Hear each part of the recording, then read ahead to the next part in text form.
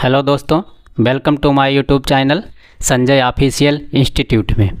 दोस्तों, पिछले वीडियो में हमने पढ़ाया था कि जो विश्व के प्रमुख देशों के संगठन हैं उसके हमने 5 क्वेश्चन बताए थे और छठे क्वेश्चन के लिए हमने आप लोगों को कमेंट बॉक्स में दिया था कि कमेंट बॉक्स में आपको उसका आंसर बताना है।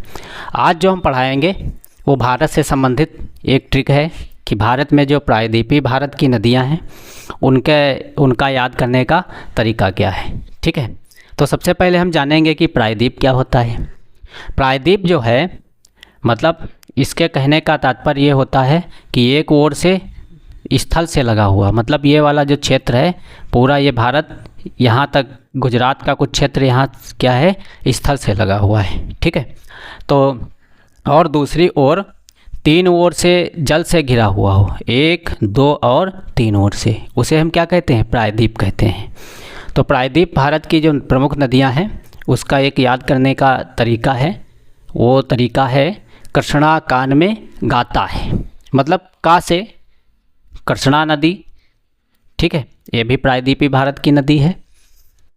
फिर का है, ये वाला साइलेंट रहेगा, ये वाला कान, का मतलब कावेरी नदी है। ठीक है, इसको दक्षिण की बूढ़ी गंगा के नाम से जाना जाता है। तीसरी नदी है नर्मदा नदी।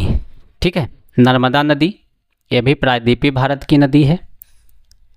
चौथी नदी में का मतलब माही नदी, प्रायद्वीपीय भारत की ये भी नदी है।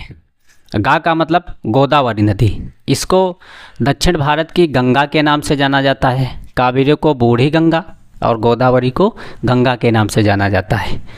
लास्ट में है ताप्ती नदी, ता से ताप्ती नदी।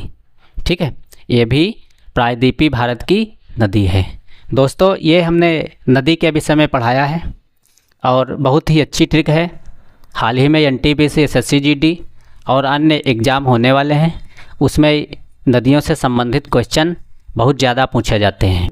अगर हमारी वीडियो पसंद आई हो तो लाइक और सब्सक्राइब करें, शेयर भी करें। धन्यवाद दोस्तों, जय हिंद।